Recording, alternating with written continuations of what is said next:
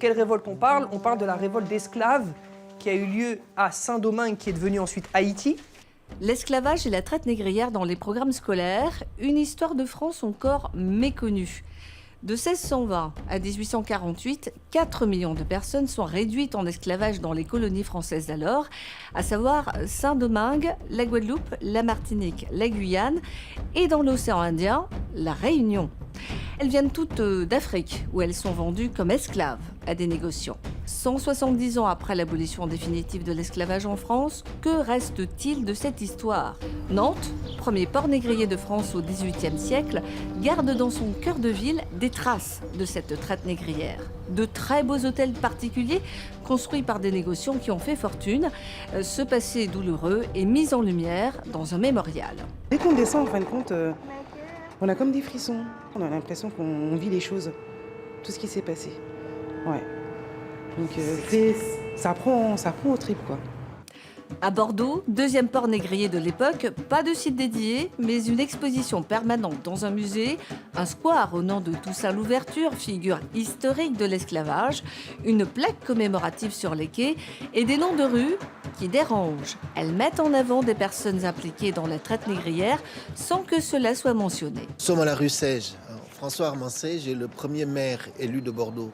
Maître que Sège a armé des bateaux pour faire la traite des Noirs et l'esclavage est une façon à la fois de respecter la loi qui déclare l'esclavage crime contre l'humanité, mais aussi de respecter la mémoire de ce crime.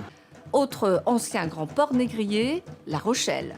L'histoire de la traite négrière est évoquée au musée du Nouveau Monde, perceptible dans les rues de la ville, mais occultée lors d'une exposition retraçant les 800 ans de l'activité du Vieux-Port, un oubli dénoncé par un collectif d'associations. Ça a contribué à l'essor économique de la ville au XVIIIe siècle, que c'est grâce à ça que la ville a pu prendre son essor. Il faut quand même témoigner de cette histoire-là.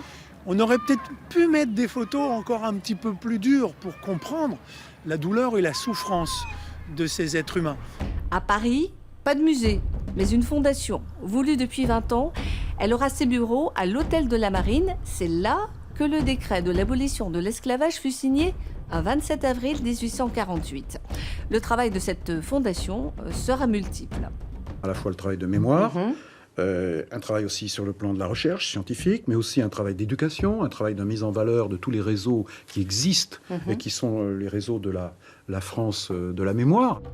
Un mémorial national en hommage aux victimes de l'esclavage doit également être érigé dans le jardin des Tuileries, mais un an après l'annonce présidentielle, le projet n'a guère avancé. Il reste cependant des initiatives prises ici et là, comme ce cadran solaire à Clermont-Ferrand qui indique les différentes dates de l'abolition de l'esclavage dans chaque département d'outre-mer. Ou encore cette initiative de l'association Fraternité Coq Nomade à Noirmoutier. Elle transforme des conteneurs en navires itinérants, des navires où étaient entassés les esclaves avant d'être déportés dans les colonies françaises.